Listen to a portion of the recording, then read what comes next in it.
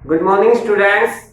Today we will discuss about sexual reproduction and flowering plants. देखिए बेटा, आज हमारा जो टॉपिक है वो क्या रहेगा? Pollen pistol interaction. जो पोलन और पिस्टल का इंट्रैक्शन है वो कैसे होता है, चलिए देख लेते हैं। सबसे पहले क्या होता है बेटा, जो पोलिनेशन है, पोलिनेशन ये एंश्योर नहीं करता कि जो पोलन ग्रेन है वो राइट टाइप की आ रही है या नहीं। यानी कि खुद पोलिनेशन के अंदर उसको ये पता नहीं चलता कि उसको जो पोलन ग्रेन लेनी है ये वही है या नहीं। लेकिन जो पिस्टल होती है, पिस्टल के पास एबिलिटी होती है उसको रिकॉग्नाइज करने की कि हाँ कि इसको जो है राइट टाइप ऑफ जो पोलन है वो कौन सा है, ये उसी को लेके उसके पास एक एबिलिटी होती है। उसी को हम क्या बोलते हैं? Pollen pistol interaction. क्लियर है बेटा? देखिए बेटा, पोलन पिस्टल इंट्रैक्शन क्या होता है? पोलिनेशन। जो पोलिनेशन हमने पहले बात की थी इससे फर्स्ट लेक्चर के अंदर, अगर आपने लेक्चर नहीं देखा है तो बेटा पिछली सारी वीडियोस को देखिए। अगर वीडियो एक भी आपने बीच में मिस की है तो आपको चैप्टर समझ में नहीं आएगा, क्योंकि बायोलॉजी एक दूसरे के साथ इंटरलिंक्ड है। इसीलिए सबसे पहले जो मैंने पिछली वीडियोस डाली हैं, सबसे पहले फर्स्ट चैप्टर, उसके बाद सेकंड, इसी तरीके से आपको चलना है। क्लियर है बेटा? Very good.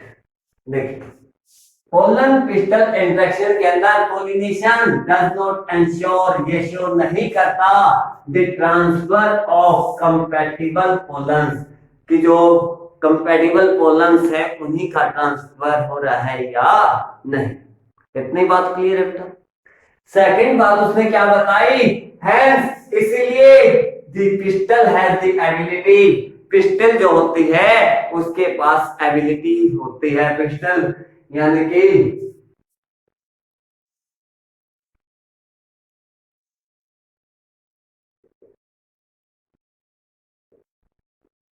स्टिग्मा, स्टाइल और ओवरी, ये तीनों मिलकर क्या बनाती हैं?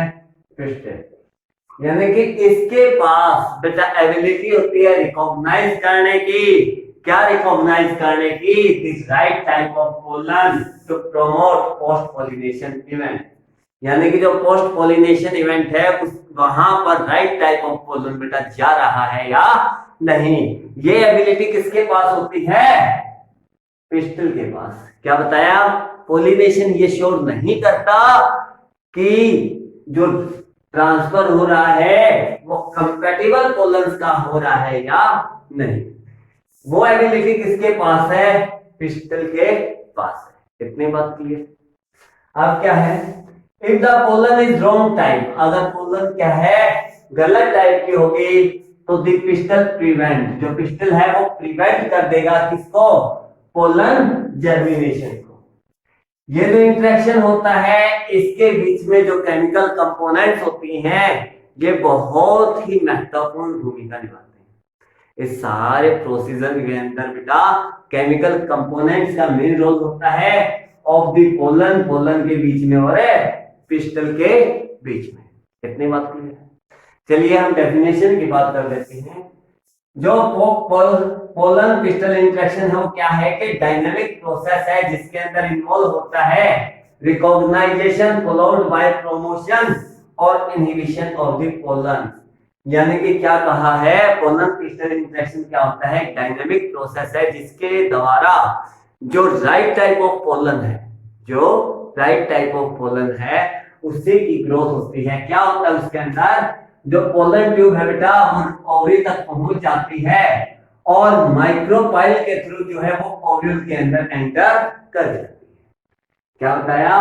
जो पोलन ट्यूब है वो कहां पहुंचती है? ओवरी के अंदर, और माइक्रोपाइल की मदद से जो है वो कहां एंटर कर जाती है? ओव्यूल के अंदर। और उसके बाद जो फिलिफोम अपैरेटस होता है वो इसको कहां पहुंचा देता है? सिनेर्जिड्स के अंदर। क्या बताया है?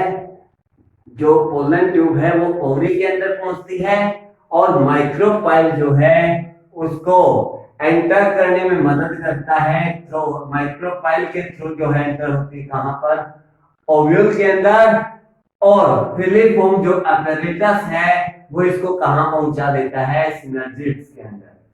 इस प्रकार से जो है पोलर ट्यूब का ग्रो होता है। अब हम बात करते हैं आर्टिफिशियल हाइब्रिडाइजेशन की। ये क्या है? It is the method to improve crop yield, यानी कि जो क्रॉप है, क्रॉप को इंप्रूव करने के लिए इस मेथड का हम यूज करते हैं। क्या होता है बेटा इस मेथड के अंदर? इन दिस मेथड, इस मेथड के दौरान it is essential to ensure that the right kind of pollen organ or used and the stigma is protected from unwanted pollen grain। क्या बेटा इस मेथड के अंदर सबसे पहली मेन जरूरी बात क्या है कि भाई जो राइट काइंड ऑफ पोलन है उसको एंश्योर करना जरूरी है और उसी का जो है यूज किया जाना जरूरी है। एंड स्टिग्मा इज प्रोटेक्टेड, और स्टिग्मा जो है प्रोटेक्ट करेगा अनवांटेड पोलन ग्रेन को वहां पर आने से। इट इज अचीव्ड बाय, कैसे कैसे होता है? एक तो प्रोसेस होती है इमैस्कुलेशन के द्वारा, एक होती है बैगिंग के द्वारा, यानी कि जो प्रिवेंट करते हैं हम इमैस्कुलेशन के द्वारा करते हैं, और किसके द्वारा? बैगिंग के द्वारा। जान लेते हैं इमैस्कुलेशन क्या होती है। इमैस्कुलेशन क्या होता है बेटा? जो एंथर है, एंथर को रिमूव कर दिया जाता है। जो एंथर है, एंथर को रिमूव कर दिया जाता है। The anther is removed from the bud in the female parent bears bisexual flower, यानी कि जो बाइसेक्सुअल फ्लावर है वहां से जो है एंथर को अलग करने की जो प्रोसेस है उसी को हम क्या बोलते हैं बेटा? इमैस्कुलेशन। इतनी बात क्लियर है। नेक्स्ट क्या है? बैगिंग। जो इमैस्कुलेटेड फ्लावर है उसको कवर किया जाता है एक बैग के द्वारा, यानी कि बैगिंग, बैग से कवर कर देना। इमैस्कुलेटेड फ्लावर को बैग के द्वारा कवर किया जाता है so as not to allow, ताकि उसके अंदर जो कंटेमिनेशन थे जो स्टिग्मा के, यानी कि जो अनवांटेड जो पोलन ग्रेन थी वो एंटर ना हो सके। देखिए बेटा मैंने क्या बताया है कि आर्टिफिशियल हाइब्रिडाइजेशन क्या होता है? क्रॉप को इंप्रूव करने का मेथड होता है। इसके अंदर क्या आता है? इमैस्कुलेशन और बैगिंग। इमैस्कुलेशन क्या बताया? एंथर को रिमूव, यानी कि जो फीमेल पार्ट होता है वहां से जो है बाइसेक्सुअल फ्लावर में से जो एंथर जो होता है उसको रिमूव कर दिया जाता है। वो प्रोसेस क्या है? इमैस्कुलेशन। और जो इमैस्कुलेटेड पार्ट है उसके ऊपर कवरिंग कर देना, बैग की कवरिंग कर देना, ताकि जो है उसके अंदर अनवांटेड वेस्ट मटेरियल ना आ सके, अनवांटेड जो पोलन ग्रेन है वो एंटर ना हो सके। उस प्रोसेस को हम क्या बोलते हैं? पैकिंग। क्लियर? बेटा आगे क्या बताया है? और when the stigma of a bagged flower becomes receptive, the collected pollen grain are dusted onto the stigma, यानी कि अगर जो स्टिग्मा है, जो बैग्ड फ्लावर है जिसकी हमने बैगिंग की है, वो क्या होगा? रिसेप्टिव होगा। तो द कलेक्टेड पोलन ग्रेन, जो पोलन ग्रेन जो कलेक्ट की गई थी वो क्या कैसे हो जाएंगी बेटा? डस्टेड हो जाएंगी और उसको रीबैग्ड किया जाएगा। उस फ्लावर को क्या किया जाएगा बेटा? रीबैग, यानी कि दोबारा से बैगिंग उसके साथ की जाएगी।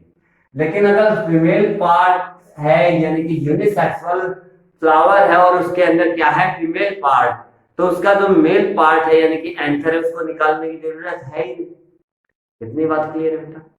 तो क्या कहा है? If the female part is unisexual, अगर फीमेल पार्ट क्या है? यूनिसेक्सुअल है, तो इमैस्कुलेशन इज नॉट नेसेसरी, तो इमैस्कुलेशन की हमें जरूरत नहीं है क्योंकि उसके अंदर एंथर नहीं है, और removal of anther is called emasculation.